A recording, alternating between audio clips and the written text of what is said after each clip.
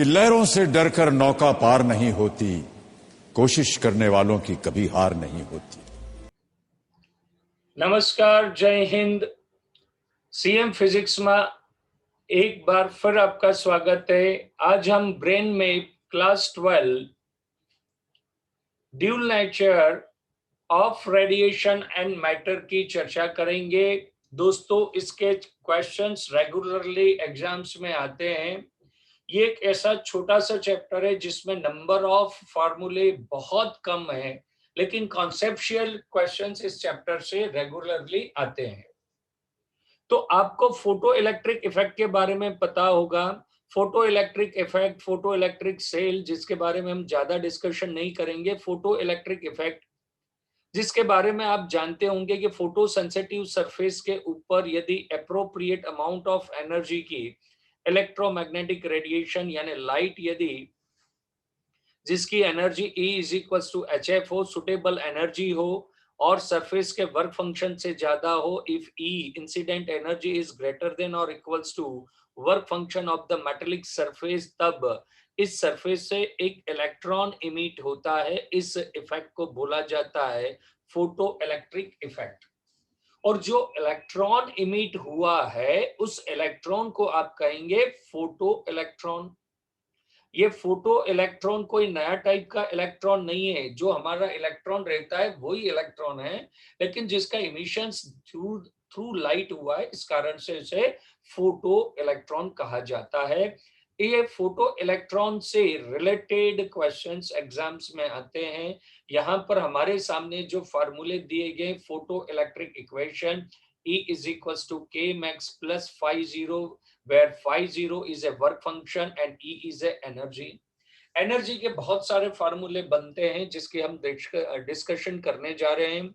यहाँ पर वो सारे फार्मूले मैनेज नहीं किए गए, बट हम एक्स्ट्रा नोट डाउन करते जाएंगे कि यदि मान लेते कि ये सरफेस जिसका वर्क फंक्शन V0, इसके ऊपर जो आपने लाइट इंसिडेंट करी, उसके जो फोटोन्स है, एनर्जी ऑफ फोटोन्स जो है वो E is equals to HF में दी जाएगी। F is a frequency of incident light, मतलब लाइट के वेव नेचर के बारे में बातचीत चल रही है। और ये E is equals to HC by lambda, where lambda is a your wavelength. E is equals to HC by lambda। Work function के भी दो फार्मूले इस फॉर्मेट में होंगे। यहाँ पर एनर्जी की यूनिट आपकी जूल है। phi 0 work function is equal to HF0, where F0 is a threshold frequency. HF0 phi is equal to HC by lambda 0, lambda 0 is a threshold wavelength. ये एनर्जी जूल में होगी। यदि यही energy आप electron volt में लिखते हैं तो आपका फार्मूला बन जाता है E is equals to HF by E, और E is equals to HC upon E lambda 0, E lambda. Work function के भी वही फार्मूले बनेंगे, HF by E, HF0 where F0 is a threshold frequency and work function phi 0 is equals to HC by lambda 0 और electron volt में E। आप यदि joule से इलेक्ट्रॉन वोल्ट में जाएंगे तो डेफिनेटली E से आप डिवाइड करेंगे। वैल्यू ऑफ E यानी 1.6 into 10⁻⁻19 से आप उसे डिवाइड करेंगे। सिंपल सा एक लॉजिक चलता है। इसका वर्क फंक्शन phi 0, आप यदि इंसिडेंट एनर्जी E रखते हैं तो जो फोटो इलेक्ट्रॉन इमिट होता है, फोटो इलेक्ट्रॉन इमिट होता है, उसकी मैक्सिमम काइनेटिक एनर्जी इसी टाइप से होगा कि किसी के पास रुपए E है, phi 0 उसने खर्चा कर दिए तो उसके पास कितने रुपए बचेंगे, K max is equals to बचेंगे E माइनस phi 0, जहां पर आप E इज इक्वल्स टू लिख सकते हैं K max प्लस phi 0। यही आपकी इक्वेशन यहां बनती है, E is equals to K max plus phi 0, जहां K max is a maximum kinetic energy of electron, यहाँ कह सकते हैं फोटो इलेक्ट्रॉन्स। और यहां से आपकी सिंपल इक्वेशन बन सकती। वैसे K max की इक्वेशन याद रखे तो ज्यादा सुटेबल होगा, HF minus HF0, H common ले लेंगे तो हो जाएगा F minus F0। Kinetic energy होती है हाफ ऑफ mv², जो कि यहाँ मैनेज की गई है। और कई बार इक्वेशन V मैक्सिमम की पूछी जाती है, तो आप V को सब्जेक्ट बनाए तो वो फॉर्मूला हो जाएगा twice H by M into F minus F0।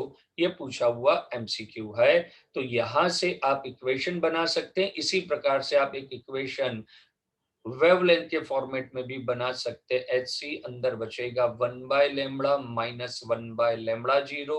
इसका मैथमेटिकली सॉल्यूशन भी इसका आंसर हो सकता है λ0 माइनस λ अपॉन λ0, और उससे आप V मैक्स का फॉर्मूला भी निकाल सकते हैं।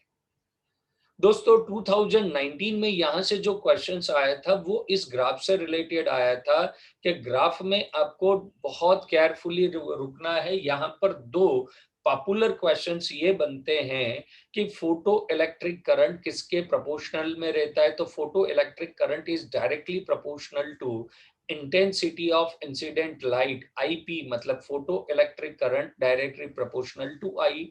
आप लाइट की इंटेंसिटी जितनी बढ़ाते जाएंगे फोटो इलेक्ट्रिक करंट बढ़ता जाएगा। और फोटो इलेक्ट्रिक करंट तभी बढ़ता है दोस्तों जब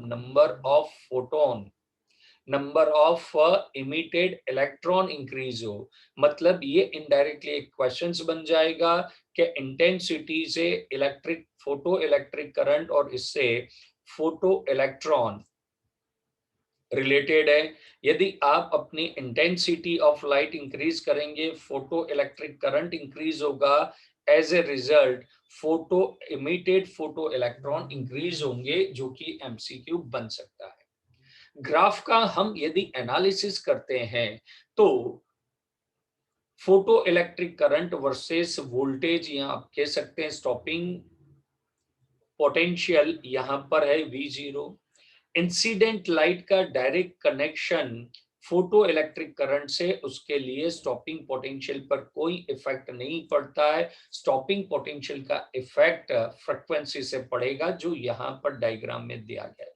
यदि फ्रीक्वेंसी F1, फ्रीक्वेंसी F2, जैसे जैसे आप फ्रीक्वेंसी चेंज करेंगे स्टॉपिंग पोटेंशियल भी चेंज होगा, लेकिन फ्रीक्वेंसी का संबंध इंटेंसिटी से नहीं है। इस कारण से यहाँ पर क्वेश्चंस बनता है कि यदि इंसिडेंट लाइट की आप इंटेंसिटी को इंक्रीज करते हैं तो एज ए रिजल्ट आपको फोटो इलेक्ट्रिक करंट इंक्रीज मिलेगा, बट तीनों ही केस में स्टॉपिंग पोटेंशियल सेम रहेगा। Means stopping potential does not depends on the intensity of light at the constant frequency and V।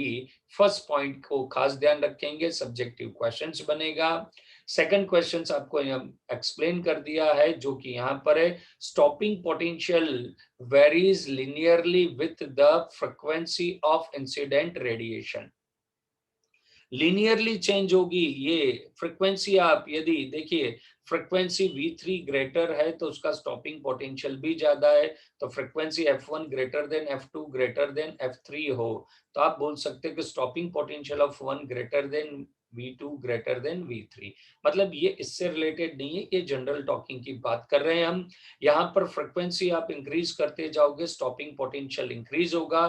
Frequency से stopping saturation current सभी का same रहेगा। Saturation current यदि आपको चेंज करना है तो लाइट की आपको इंटेंसिटी बदलना होगी, और स्टॉपिंग पोटेंशियल आपको चेंज करना है तो लाइट की इंटेंसिटी आपको चेंज करनी होगी। यहाँ पर दिए गए ये दोनों पॉइंट और उसी से रिलेटेड यहाँ पर है stopping potential is equals to maximum kinetic energy होती है, K max is equals to EV0 आपके स्टॉपिंग पोटेंशियल होता है। तो दोस्तों फोटो इलेक्ट्रिक करंट से रिलेटेड बहुत कम फार्मूले है, लेकिन ये एक ऐसी सब्जेक्टिव प्लेस है जहां से क्वेश्चंस बनते हैं। इस चैप्टर का दूसरा मेन इंपॉर्टेंट पार्ट जो है वो पार्ट है आपका वेव नेचर ऑफ पार्टिकल के। पार्टिकल माइक्रोस्कोपिक पार्टिकल के साथ कौन सी वेवलेंथ कंसीडर होगी, वो वेवलेंथ से रिलेटेड क्वेश्चंस आते हैं, जिसे बोला जाएगा डी ब्रोगली वेवलेंथ। जब माइक्रोस्कोपिक पार्टिकल जाता है तो उससे रिलेटेड डी ब्रोगली का फार्मूला हो जाता है lambda is equals to h upon p, where p is a momentum, यानी h इज इक्वल्स टू कितना हो जाएगा mv। ओके। अब आपको मालूम है 11th स्टैंडर्ड में आपने एक फार्मूला पढ़ा था कि momentum is equals to under root of twice K M. तो इस फार्मूले में यदि इसको सब्स्टिट्यूट कर देंगे तो lambda is equals to H upon under root of twice K M हो जाएगा। And a de Broglie wavelength lambda is equals to h upon p, lambda is equals to h upon mv, lambda is equals to h upon under root of twice km, where k is a kinetic energy। तो कई book इसे ऐसा भी लिखते हैं under root of twice em, where e is a kinetic energy। और यदि आपने किसी माइक्रोस्कोपिक पार्टिकल को v वोल्टेज से एक्सीलरेटेड करा, ध्यान रखेंगे v वोल्टेज से माइक्रोस्कोपिक पार्टिकल को एक्सीलरेटेड करा, तो जब पार्टिकल यहां से इमिट होगा तो उसके साथ एसोसिएटेड डी ब्रोगली वेवलेंथ का जो फार्मूला बनेगा वो बनेगा lambda is equals to H upon under root of twice Q mv, where q is a charge, m is a mass, and v is a velocity of v is a potential difference जिसे उसे accelerated किया गया है। यानी lambda is equals to H upon under root of twice Q M V होता है। The momentum of charge particle, ये momentum denominator जो आ रहा है वो सारे मोमेंटम के फार्मूले p is equals to M V, p is equals to under root of twice km, and momentum p is equals to under root of twice qmv, twice qmv। D Broglie wavelength से related questions आएंगे, उसमें एक ही फार्मूले p के अलग अलग variation से फार्मूले बनते हैं। यहाँ से इस टाइप के क्वेश्चंस बहुत ज्यादा बनते हैं कि अल्फा पार्टिकल एंड प्रोटॉन या अल्फा पार्टिकल और इलेक्ट्रॉन, ड्यूटेरॉन और इलेक्ट्रॉन इक्वल पोटेंशियल या इक्वल काइनेटिक एनर्जी से एसोसिएटेड हो रहे हैं, तो उसकी डी ब्रोगली वेवलेंथ क्या होगी। इस टाइप के रेशियो के क्वेश्चंस बहुत सारे बनते हैं, तो आप उसकी जरूर से प्रैक्टिस करके जाइएगा। बाकी ये जो एक्सपेरिमेंट है D Germer division and Germer experiment, उससे रिलेटेड क्वेश्चंस नहीं आता है, पर यहाँ पर एक शॉर्टकट है कि यदि इलेक्ट्रॉन को आप किसी वोल्टेज से करेंगे तो उसका potential under root of V, ये इस टाइप से होगा। यहाँ पर मैक्सिमम वोल्टेज आपको कितने मिलते हैं 54, तो डी ब्रोगली वेवलेंथ 1.65 हो जाती है। यहाँ पर एक्सपेरिमेंट के लिए एक डायग्राम और ग्राफ दिए, हम उसके डिस्कशन कर ले। यहाँ पर दिया है डिवीजन जर्मर एक्सपेरिमेंट का ग्राफ दिया है, मैक्सिमम डिविएशन 54 पर आपको मिलता है फॉर द निकल क्रिस्टल। ये आप ध्यान रखेंगे दोस्तों, इसमें ज्यादा फार्मूले ना हैं, इस कारण से इस चैप्टर से सब्जेक्टिव और न्यूमेरिकल डी ब्रोगली वेवलेंथ ये मोस्ट आईएमपी पोर्शन है, इसके फार्मूले आप जरूर से करें, एग्जाम में इससे रिलेटेड क्वेश्चंस आते हैं। आज का सफर हम यहीं रोकते हैं, और इस टाइप के ब्रेन मैप की सीरीज देखने के लिए आप हमारा चैनल सब्सक्राइब कीजिए। तब तक के लिए सीएम फिजिक्स की तरफ से जय हिंद, नमस्ते। अरे आज राजा का बेटा राजा नहीं बनेगा, राजा वही बनेगा जो हकदार होगा।